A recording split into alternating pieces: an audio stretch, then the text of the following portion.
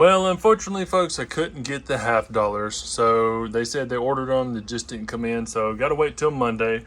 But we still got a 2-box quarter hunt. So, as always, going to be looking for the W's, silvers, album upgraders for sure. If we can get some proofs, that'd be nice.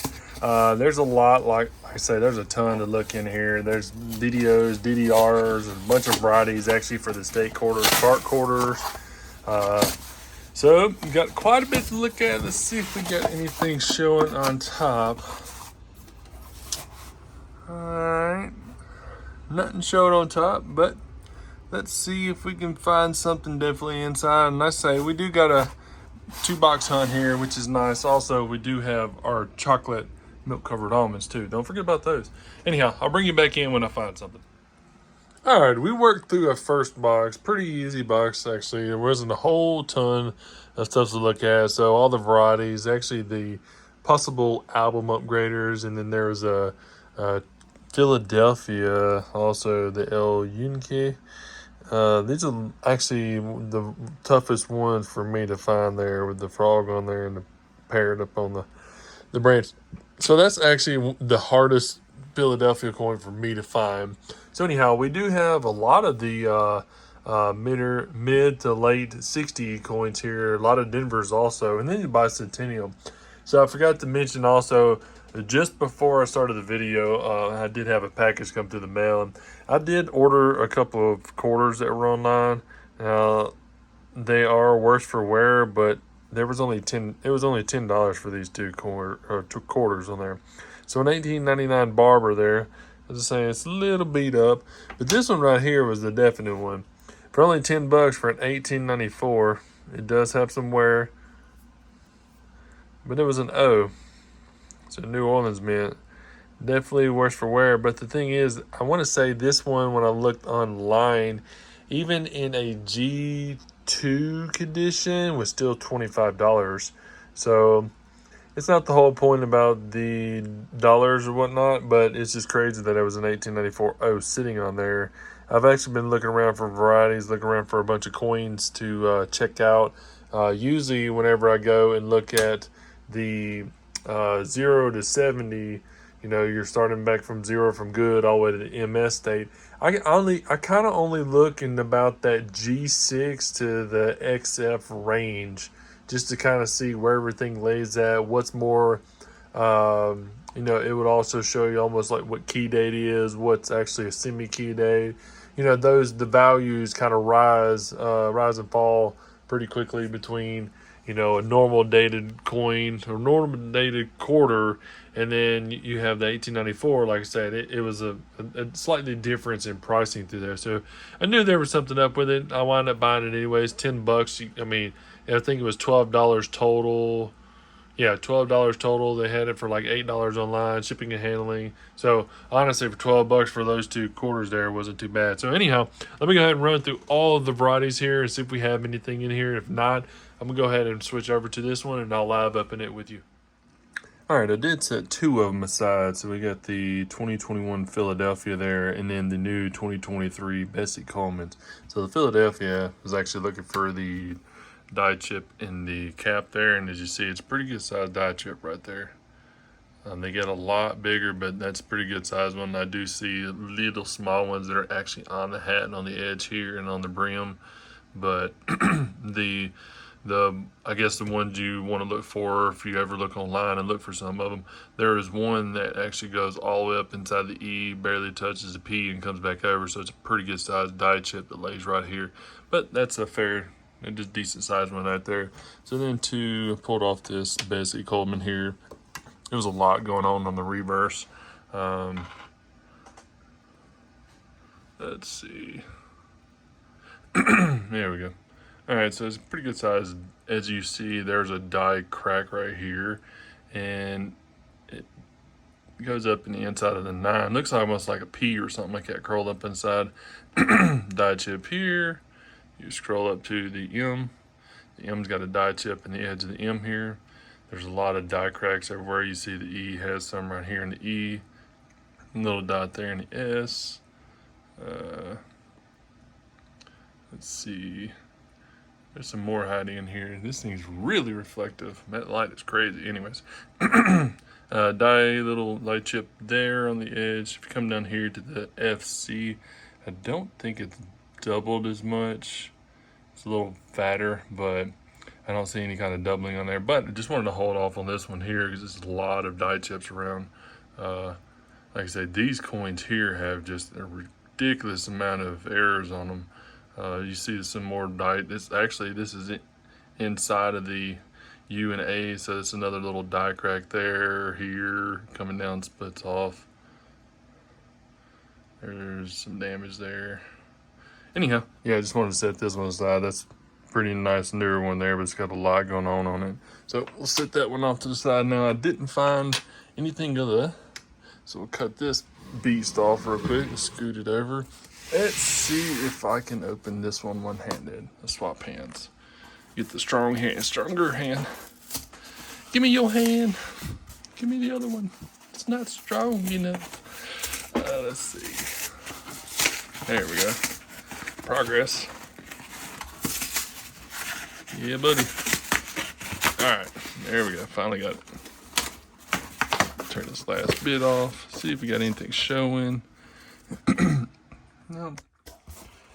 There's a Kanaka Ole there, so that's a newer one there. That's gonna be Wisconsin. It's not no high leaf, low leaf on it. All right, let me go ahead and jump into this box, and I'll bring in if you find any proof, silvers, DDOs, DDRs, so forth, so on. All right, well, I'm down to 20 rolls, probably around 20 rolls in this box here. I've got quite a few of the 60s and 70s, early 70s stacked up here. Now, this box is actually interesting for, I guess, more of the odd years, for the 1982 Philly, like for a lot of the 60s. I don't get a whole lot of 60s out of my box, but this is actually the second go around, so I mean, it's quite a few. Anyhow, the upgraders possibly. These are all the varieties. Mostly are the 2023 Denvers. Got a, this is a nice Alaska Philadelphia. Maybe it has that extra claw on there. So anyways, I did get a Puente del Rey. So this is a 25 centésimos 2005 Panama. That's pretty awesome getting out of the quarter box.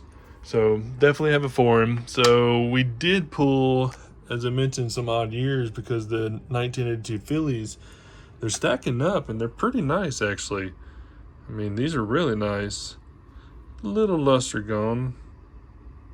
You got some of the breast feather still there. But anyhow, that's three nice 1982 Phillies there. And then what's crazy is I haven't seen a single 2023 Philadelphia coin, and there was one of each in this box. So 2023. So now I get to put it in my album there because I haven't had the Philly ones, but I did get the Philly one here, Bessie Coleman, and then the Kanaka Ole, and it's also a Philadelphia. That's pretty awesome. So like I say, only one that I've gotten out of both of these boxes, and I happen to catch it. But we do have quite a few bicentennials, so I just want to bring you in, show you the foreign, show you what's going on. Probably going to try to stack all of the rest of this on here, but if this gets too overloaded, I'll come back in so we can do variety checks. Well, we got 16 rolls left in the box. Out of that last roll, I pulled a Colorado proof. Pretty nice. A little circulator on the back, but the front's got little gunk on it. So you can see the S over there, below In God We Trust. Nice. So we did get a proof. So we've added a couple extra upgraders also. And what's crazy is majority of them are Philadelphia. So I don't get a whole lot of Philadelphias here, being that I'm really tucked up to Denver. Did get a couple more varieties, probably another Alaska Philadelphia coin there. So yet again, keep moving along. We finished that second box up. I added quite a few more coins here for the varieties, bicentennials, and in the 60s, early 70s. I did have two of the Philadelphia Choctaw cultures come through. So I got two of those also to add to a roll. I got the 2023 Bessie Coleman Philly and also the 2023 Kanaka Ole Philly. So that was the only two, each of the Phillies that I needed to put in the album to fill the album up. We have the die chip here, and then all of the die cracks that were across the bottom here.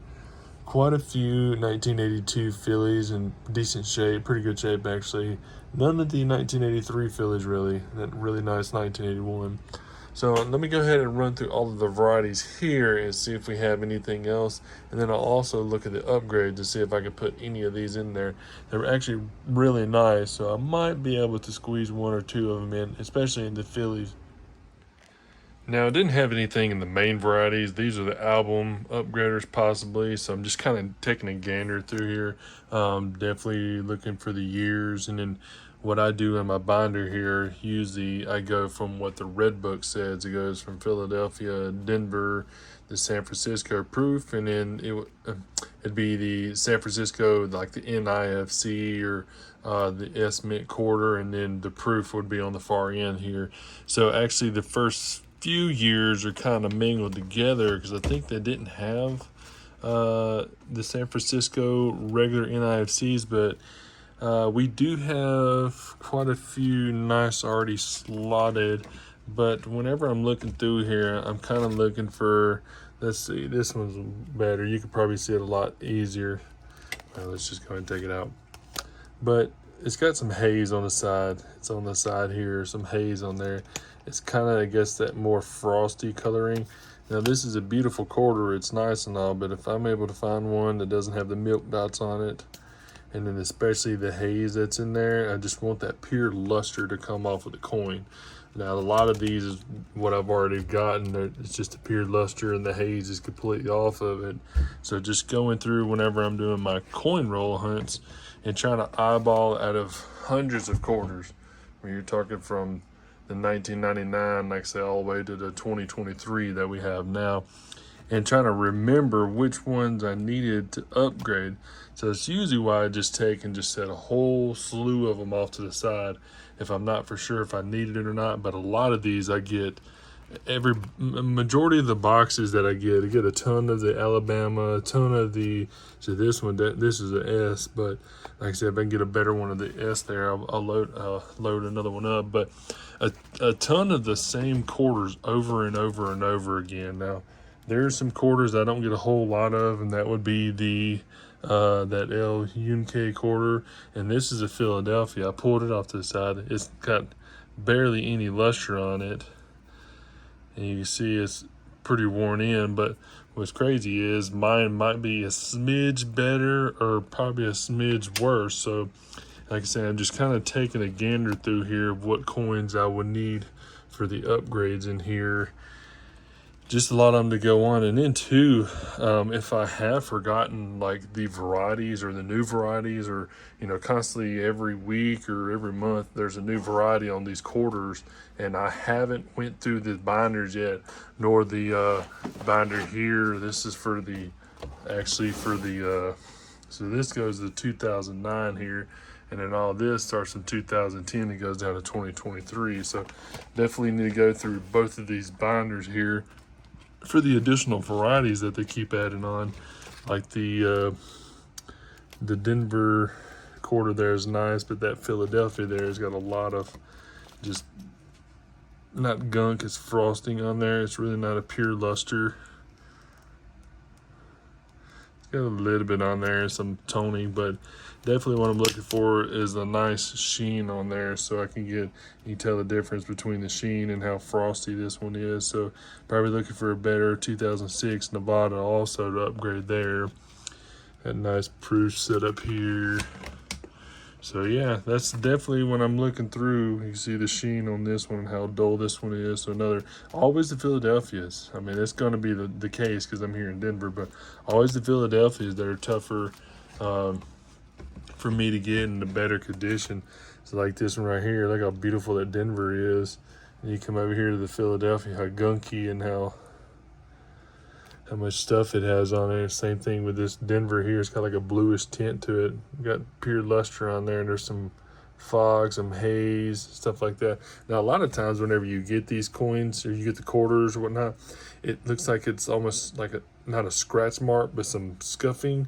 but that's definitely going to come from the mint there, and it's just, yeah, just wild. But yep, I just wanted to bring you in and show you a little bit about what I look for whenever I'm going through my quarters, especially when I'm setting some to the side. See, that one's kind of gunky, got some film on it, and this one's almost brand new, so definitely need to look for that one too.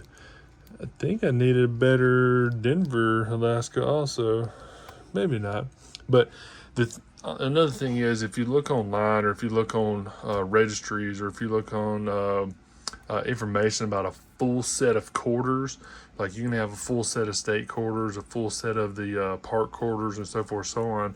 And at the top of the list, it will tell you if you can get every one of these in the mint state. Like if you can get both, from let's say 1999 to 2009, I think it is, before they start the park quarters here. So if you get a full mint set of those, it'll show you a full value. As long as you get everything in the mint state, a flat MS60, it will show you what the whole value of all the park quarters will be, and all the state and park quarters and so forth, so on. So it's pretty nice to actually have all these to stack together, but then too, it's a nice hobby because it keeps me busy. But yep, just wanted to bring y'all in. I'm still looking through these upgrades here. Probably going to be a couple of them to put in there, and then definitely the two varieties I set off here, the proofs and so forth, so on, to put in there. So I'm still working. All right, I have the 2008 Philadelphia, one with the bear on it. So you're looking for the extra claw in there. It's basically just going to be a nice little die chip that's lined up in there.